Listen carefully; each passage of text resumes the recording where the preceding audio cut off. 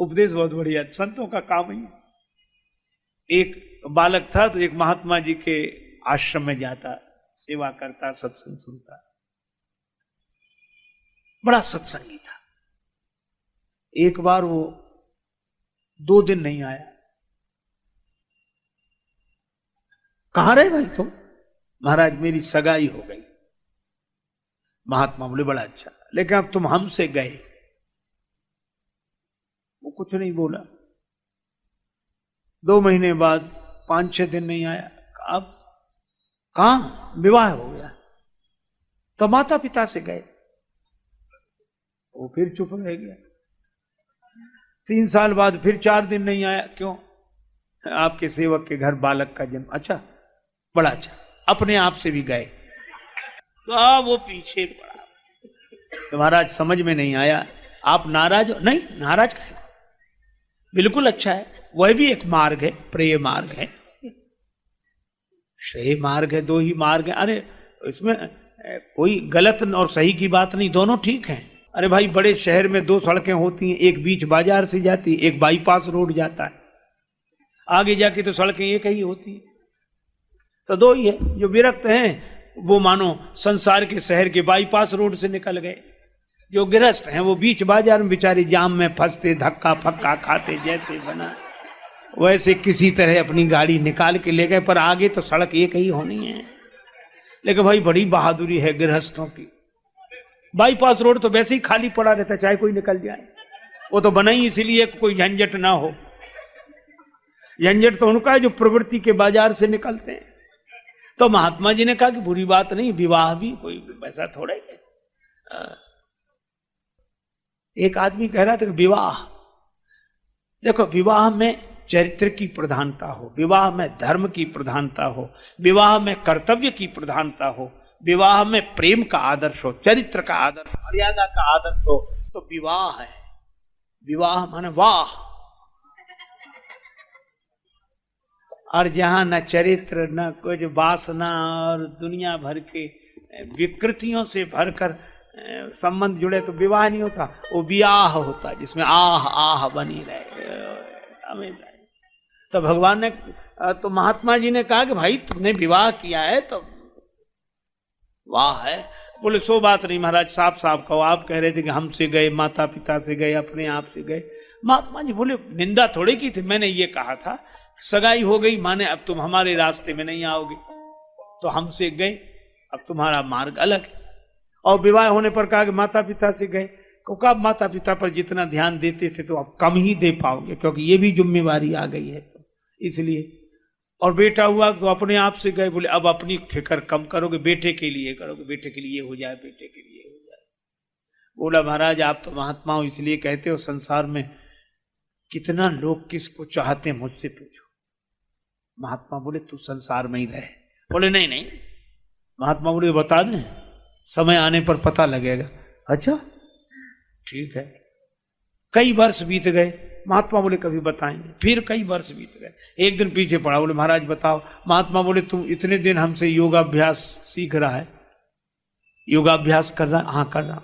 सांस तो रोक लेता? बोले हाँ, भीतर ही भीतर चलती रहती है, लोग समझते बंद है, ऐसा अभ्यास मैंने कर लिया है। तो बोले बस यही प्रयोग करना तू घर में जाके कल। वो सांस रोक के पड़ गया। तो क्या हो गया, क्या हो गया? माता पिता परिवार सब रोने लगे। क्या हुआ? क्या? कई उपचार करने वाले आए, पता ही नहीं। अंत में इनके गुरुजी को बुलाओ, बाबा जी के पास जाता था। साधु लोग तो ऐसे मौके पे याद आते हैं कि उनको बुलाओ।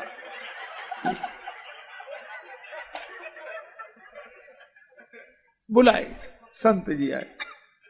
और वो तो संत जी की पूरी योजना थी। क्या हुआ महाराज? ये तो गया, बचा लो इसे किसी तरह। संत ने कहा तो भाई मामला तो गंभीर है, लेकिन 1 कटोरा दूध मंगाओ। 1 कटोरा दूध है, चीनी डालो इसमें, बढ़िया चीनी। महात्मा जी, अब मोहल्ले के लोग भी तमाशा देखने आ गए कि क्या क्या होगा। अब महात्मा जी ने वो चीनी डला हुआ दूध का कटोरा ऐसे घुमाया उस पर, ऐसे साथ, और कुछ ऐसे जैसे मंत्र पढ़ रहे। पर बोले बस एक ही उपाय है, क्या? ये दूध का कटोरा जो पी ले वो मर जाएगा पर ये बच जाएगा। बोलो कौन तैयार?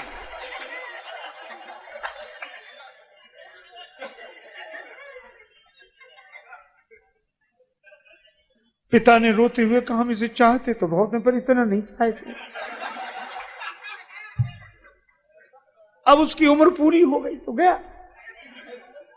अब किसी के प्रारब्ध में क्यों छेड़छाड़ करें? मां बोली, मैं तो पी लेती महाराज, लेकिन मेरे जाने के बाद मेरे पति की सेवा कौन करे, धर्म बिगड़ जाए।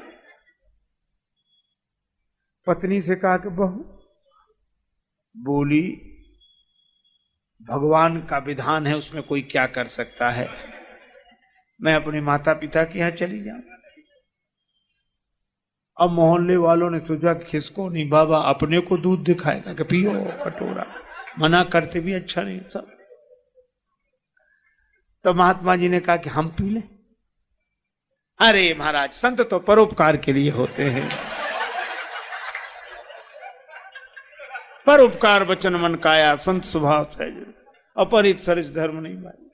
आप पी लो, फिर आपके आगे पीछे कोई है ही नहीं, ना रोने वाला ना कोई। आप तो मरकर भी अमर हो जाएंगे, आपकी समाधि बनवाएंगे, मेला लगवाएंगे हर साल। और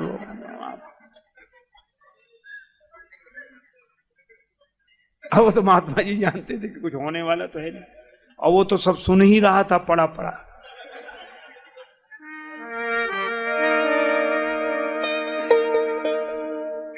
पीकर दूध संत ने लीनी एक डकार, यही बोले, उठ बेटा चल मेरे संग, अब देख लिया संसार।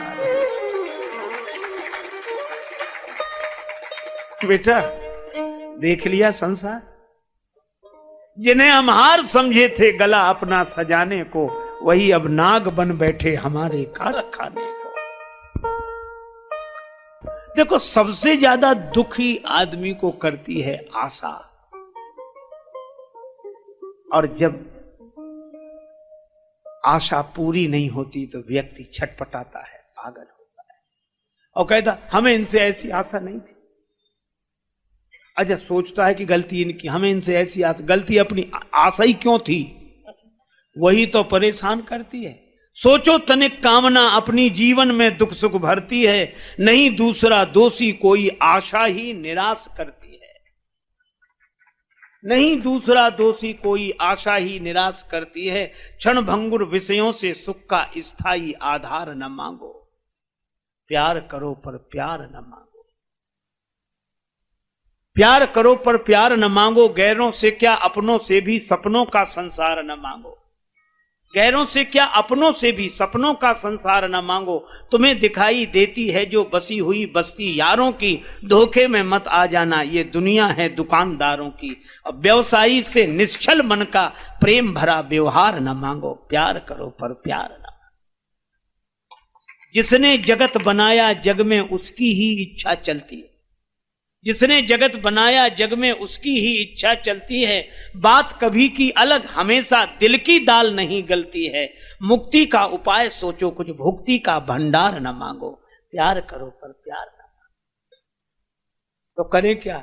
जग को हरि का रूप समझकर मन में भाव भक्ति का भर दो। प्रभु की सत्ता सिंधु सरित सा अपना अहम विसर्जित कर दो। छूट जाएगा रोना, अपने होने का अधिकार न मांगो, प्यार करो पर प्यार न मांगो। देखो फलदायी वृक्षों को कितने नम्र रहा करते हैं। देखो फलदायी वृक्षों को कितने नम्र रहा करते हैं। फल वाले होकर पत्थर का कठिन प्रहार सहा करते हैं। सीखो यह स्नेह दे करके बदले में सत्कार न मांगो, प्यार करो पर प्यार न मांगो। है अनेक में एक यही तो मिलता है उपदेश यहाँ। सभी राम का रूप है पगले रंक और राजेश कहाँ। इसी दृष्टि से सृष्टि बदल दो, रिपु का भी प्रतिकार न मांगो, प्यार करो पर प्यार न मांगो। महात्मा जी ने कहा कि बेटा आशा रखी थी उसी का ये परिणाम। इसीलिए अपने यहां संसार में रहने के लिए मना नहीं किया, आसक्त होने के लिए मना किया। आशा के कारण आसक्त हो जाते। यही आशा अटिको रहो अली गुलाब के मूल, हुई है बहुरी बसंत ऋतु इन डारन पे फूल। और यही तो हनुमान जी ने भी विभीषण जी को संसार दिखा दिया। जैसे ही महात्मा जी ने उस बालक से कहा उठ देख लिया संसार, बालक खोला क्या हमारा है, देख लिया। हनुमान जी ने भी विभीषण जी को संसार दिखाया। विभीषण जी कहते हैं रावण है बहुत खराब, लेकिन हमारे लिए ठीक है। हनुमान जी ने कहा कि यह उसके मोह में अंधे हो रहे हैं कि हमारे लिए ठीक है, इनकी आंखों से भी पट्टी हटानी चाहिए। तो हनुमान जी ने क्या युक्ति सोची मालूम?